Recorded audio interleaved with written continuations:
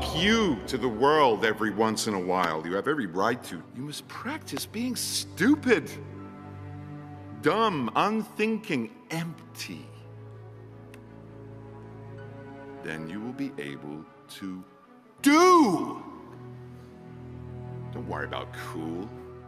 Make your own uncool. Make your own world. If you fear, make it work for you. Draw and paint your fear and anxiety. And stop worrying about big, deep things such as to decide on a purpose and way of life, a consistent approach to even some impossible end or even an unimagined end. You are not responsible for the world. You're only responsible for your work, so just do it. Just stop thinking, worrying, looking over your shoulder, wondering, doubting, fearing, hurting, hoping for some easy way out, struggling, grasping, confusing, itching, scratching, mumbling, bumbling, grumbling, humbling, stumbling, numbling, rambling, gambling, tumbling, scumbling, scrambling, hitching, hatching, bitching, moaning, groaning, honing, boning, horse-shitting, hair-splitting, nitpicking, piss-trickling, nose-sticking, ass-gouging, eyeball-poking, finger-pointing, alleyway-sneaking, long-waiting, small-stepping, evil-eyeing, back-scratching, searching, perching, besmirching, grinding away at yourself. Stop it and just do!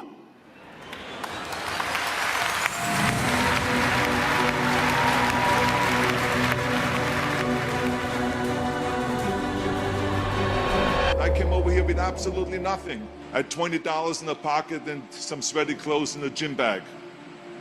But let me tell you, I had this one little apartment, and on Thanksgiving, the bodybuilders from Gold's Gym came to my apartment and they brought me pillows, dishes, silverware, all of the things they didn't have. None of us can make it alone. None of us. Not even the guy that is talking to you right now. That was the greatest bodybuilder of all times. Not even me, that has been the Terminator and went back in time to save the human race. Not even me, that fought and that killed predators with his bare hands. I always tell people that you can call me anything that you want, but don't ever, ever call me a self-made man. And it gives the wrong impression that we can do it alone. None of us can. The whole concept of the self-made man or woman is a myth. I would have never made it in my life without the help. So this is why I don't believe in a self-made man. Why I want you to understand that is because as soon as you understand that you are here because of a lot of help, then you also understand that now is time to help others. That's what this is all about.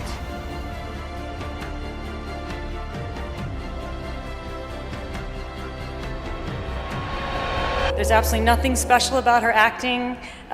She's not particularly attractive. I can't stand her. She's mediocre. She's over 40. Yeah, and normally this would take me down for about 30 minutes, but at the same time I was in the blogosphere, I was also watching movies. Lots and lots and lots of movies. I was watching fabulous women who may also or may not be over 40, giving groundbreaking performances and breaking my heart. I was watching beautiful stories about people struggling in everyday life in a world that they don't think they belong in. And I was also watching heartbreaking stories about our past in this country that made me so proud, because they will one day help me show my son how far we have come and how people have suffered so that there can be a better life for everyone. Raise the bar higher, okay? It is noisy out there, and for some reason, people want to see you fail, but that's not your problem, that is their problem. I only remember the moments where I tried beyond what I thought I could do, and I do not remember the failures because I didn't. Nothing is a failure, it's just not supposed to work out that way because something better is supposed to come along. stop worrying so much, okay? Stop being scared of the unknown, because anything I worried about didn't happen. Other stuff happened, but not what I worried about. The unknown we can't do anything about, and I don't remember any of the moments in my life where I worried. So that's a lot of time I couldn't get back. And the last but not least is go find your joy. Whatever that is, go find your joy. Are you going to have a good day, or are you going to have a great day? Because it's completely up to you. It's what you're going to remember in the end. You're not going to remember how you worried. You're not going to remember the what ifs or the whys or who wronged you. It's the joy that stays with you, and I want you to go find it. I want you to go save the world while you're at it, and I thank you so much.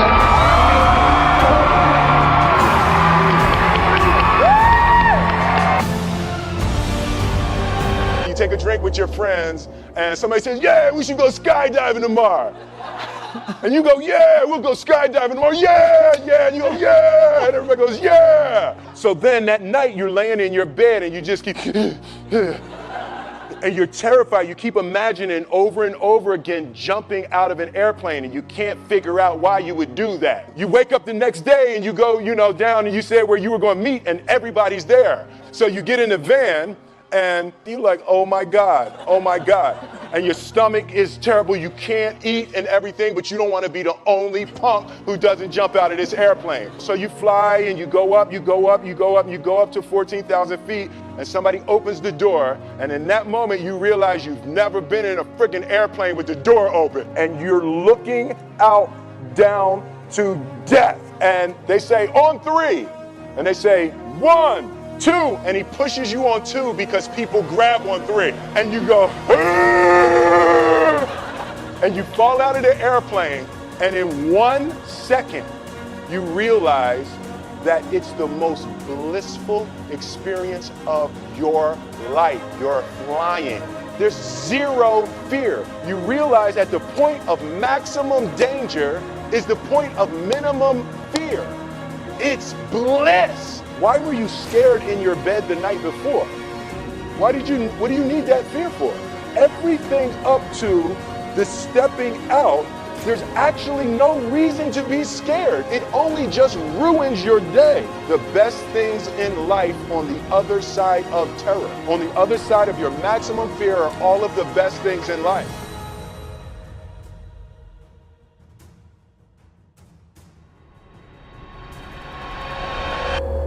I wasn't born in this country. I didn't grow up in any one particular religion. I have a mixed race background, and I'm gay. Like many of you here tonight, I grew up in what I would call survival mode. When you're in survival mode, your focus is on getting through the day in one piece. And when you're in that mode at 5, at 10, at 15, there isn't a lot of space for words like community, for words like us and we. There's only space for I and me. The first time I tried to kill myself, I was 15. I waited until my family went away for the weekend, and I was alone in the house, and I swallowed a bottle of pills. I don't remember what happened over the next couple of days, but I'm pretty sure come Monday morning, I was on the bus back to school, pretending everything was fine.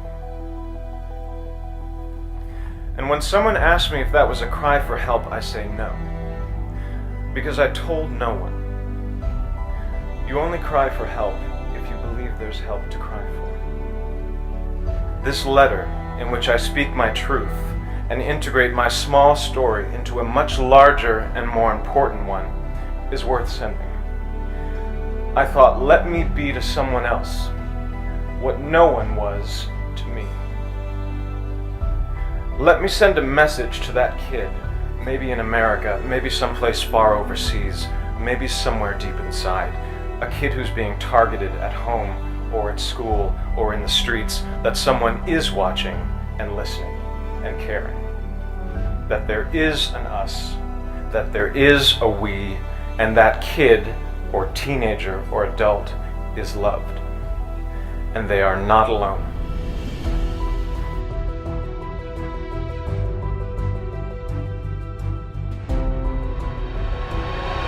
So I moved to California with $700 in my pocket and my toddler. And I have to fight the good fight because people are telling me I can't. You can't do this. You can't. Are you crazy? You're moving to California with your son. You'll never make it. I was 26 when I decided to come here. There's the age thing. Oh, you're too old. If you listen to people and if you allow people to project their fears onto you, you won't live. What if I believed those people who told me that when I became pregnant in college that I wouldn't finish?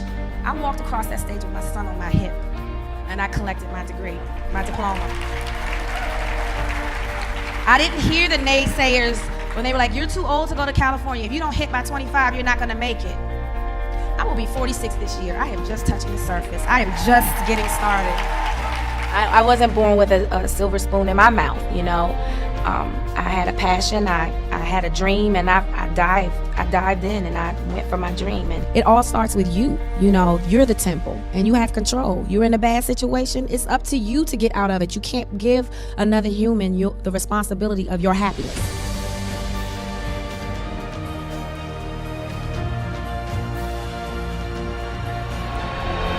You will fail at some point in your life. Accept it. You will lose. You will embarrass yourself. You will suck at something. There's no doubt about it. I was a 1.8 GPA one semester, and the university very politely suggested that it might be better to take some time off. I was 20 years old. I was at my lowest point. But here's the thing.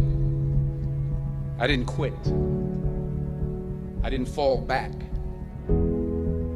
But I continued to fail and fail and fail. But it didn't matter because you know what? There's an old saying, you hang around the barbershop long enough, sooner or later you're gonna get a haircut. So you will catch a break, and I did catch a break. Last year, I did a play called Fences on Broadway. It was at the same theater that I failed that first audition 30 years prior. Thomas Edison conducted 1,000 failed experiments. Did you know that? I didn't know that. Because the 1,001st was the light bulb. Fall forward. Sometimes it's the best way to figure out where you're going. Never be discouraged. Never hold back. Give everything you got. And when you fall throughout life, remember this. Fall forward.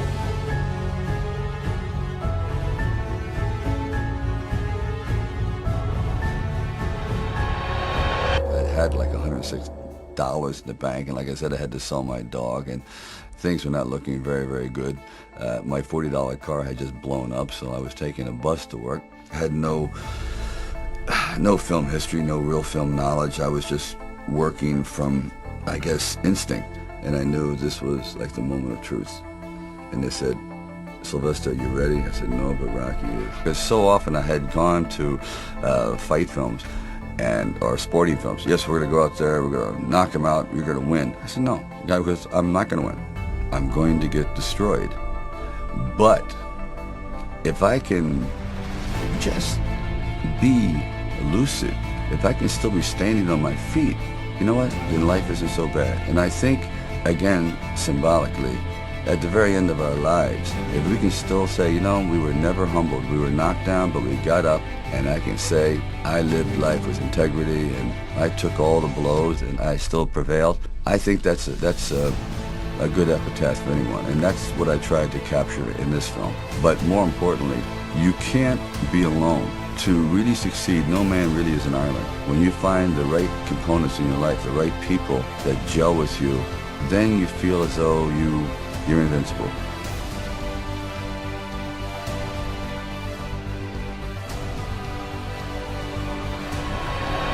I hated that job, and I clung to that job. 10 years in a place without heat, 6 years at a job I felt stuck in.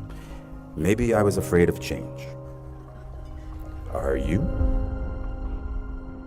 When I was 29, I told myself, the next acting job I get, no matter what it pays, I will, from now on, for better or worse, be a working actor. And now I didn't have either the internet or a cell phone or a job. But something good happened. I got a low-paying theater job in a play called Imperfect Love, which led to a film called 13 Moons with the same writer, which led to other roles, which led to other roles. And I've worked as an actor ever since. I didn't know that would happen. At 29, walking away from data processing, I was terrified. But this made me very hungry, literally. I couldn't be lazy.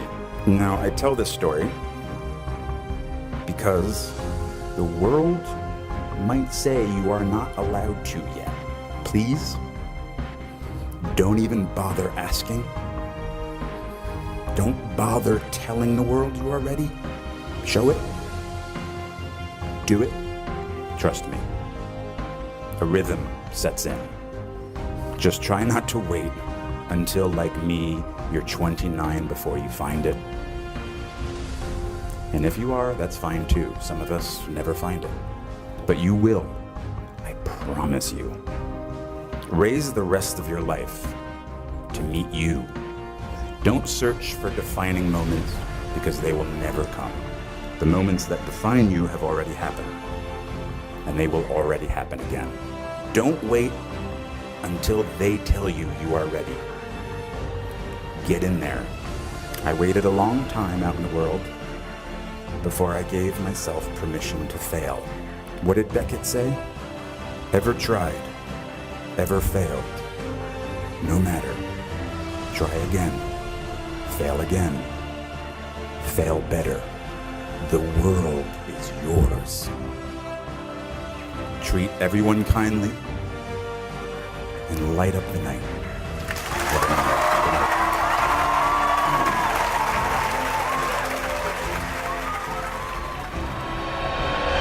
Your need for acceptance can make you invisible in this world. Like many of you, I was concerned about going out into the world and doing something bigger than myself, until someone smarter than myself made me realize that there is nothing bigger than myself. Don't let anything stand in the way of the light that shines through this form. Risk being seen in all of your glory. Our eyes are not viewers, they're also projectors that are running a second story over the picture that we see in front of us all the time. Fear is writing that script, and the working title is, I'll Never Be Enough.